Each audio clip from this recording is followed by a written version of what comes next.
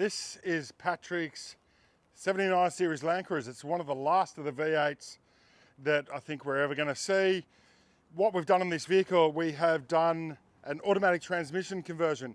We have done Safari Armax ECU, which is the package with the module, actually the piggyback ECU, and it's not a piggyback ECU. What I'm talking about, Safari, David, don't kill me. I made a mistake. It's a standalone ECU and Safari Armax snorkel. We've done suspension. We've done method wheels and Maxxis tires, and we're going to go through everything now, like a walk around. But the really important thing that I forgot was this is the first MultiDrive True Tracker rear track correction that we've done on 70 Series LandCruiser. We've actually got another video about that, the install process and what goes into it. So check that out. It's on our YouTube channel. Pancho's going to put a link in the description so you can check it out yourself. So starting at the front here, this is the location for the Safari Armax ECU standalone ECU system. Thank you, David. Safari Armax is a standalone ECU built by Motec under license for Safari. This is not the only thing that Safari do. They have a turbocharger, they have a catch can, fuel filtration, everything. They've got clutches, not for this vehicle because it's had a Wholesale Autos transmission conversion. This car's like so new, came straight to us for these modifications. Safari Armax snorkel, to get that Armax badge on it, it needs to have 25% more intake over standard V-spec, anything from 0 to 25%, 24%. We'll get that name on the badge. Method wheels. They're a NV machined matte black lip, 1651 kilos. They're actually a 0 offset, and I think zero is important because you don't want your tyres sticking out the bloody guards. We've gone for an all-terrain tyre. Interestingly, Patrick, he's not a four-wheel drive guy. He just loves this car and he wants to make it his daily driver. And when we were designing the suspension, I was like, what are you going to do with it? He's like, I'm never going to carry anything in the back. I just love the car. And I'm getting a bit older and I don't feel like pushing the clutch and I'm in traffic and all that kind of stuff. So this wasn't about work. It's all about just what Patrick wanted. So we still went through the process and asked him 15,000 million questions because I think that's absolutely important too. Interestingly, we didn't do them, but Ultravision, I run these on my own vehicle. G'day, Joe. RFI antenna, we didn't do that either, but as far as I'm concerned, RFI make the best antennas on the market today. I'm going to change my Uniden out because the performance isn't what I need it for the type of country that I'm driving in. Mirrors, they've already had a beating. I don't know when or how that happened. Not in my bloody shop. We didn't fit them, by the way. But they're a compact, so if you're interested, they're a compact clear view mirror. They've got these cool little armrest things. Clear view drop steps, electric side steps. I'll get it right. It's been a long bloody week, mincing me words. That's all right. I'm not perfect. I make mistakes too. So they're pretty cool. So access not only into the cab, if you've got mobility issues, it might make sense. They're fairly highly rated. Because look, if I can, should I stand on? I'm a fair bit of a human. I didn't break them, so that's a good thing. Recaro seats. Recaro, any aftermarket seat that you might put into a vehicle that has a non-original base actually requires a compliance certificate. I keep banging on about litigious stuff, but it's bloody important. Automatic transmission conversion by Wholesale Autos. G'day, Ash. Not a 5-second project. And it seems to be always months in the making, ordering stuff. Prado style shifter. 6-speed, AB60, 200, sorry. Yeah, so the transmission out of a 200 series, it's got bloody cup holders. Copyright. I didn't engineer that. I don't know who did the stereo.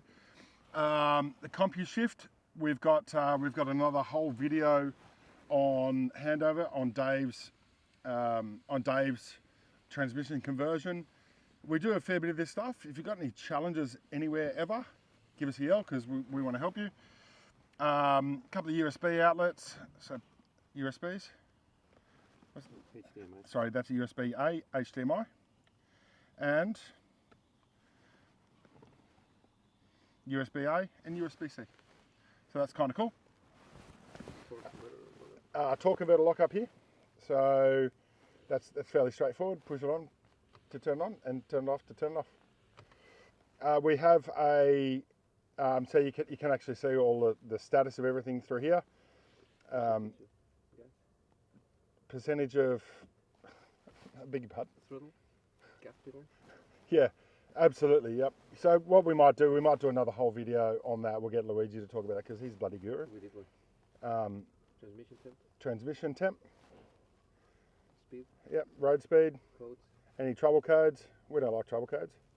Shifting speed? Yep. Shifting speed, gear position, all that sort of stuff. You can see there, torque converter lockup is on there.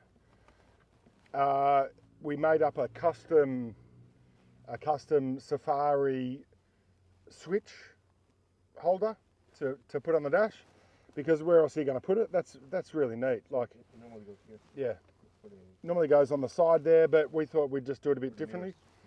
It's because the mirrors are there. You can't really put it there. So like the electric mirror thing. Yep. So we just put it over here. Luigi's done a bloody bang up job. It's really neat, I reckon. So that's great. We've done the thermal and acoustic insulation, car builders, underfloor stuff that you put on there.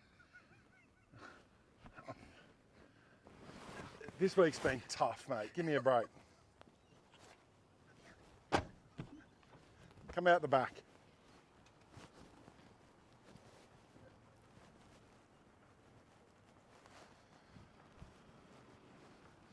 Don't be difficult, Pancho.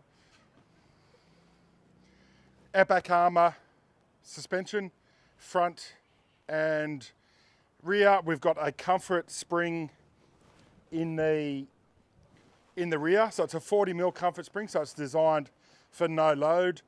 All suspension's going to feel firmer when it's brand new in the car. It does take a while for suspension to settle, so just keep that in mind.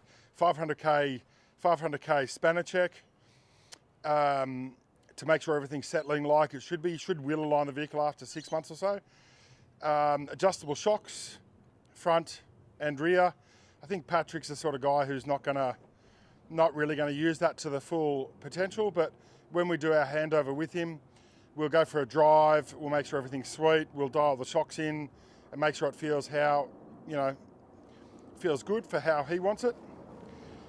You can see underneath there the hub extensions, the True Tracker MultiDrive, because effectively that's what it is. We make modifications to the original housing, and it gives you 55mm each side track increase.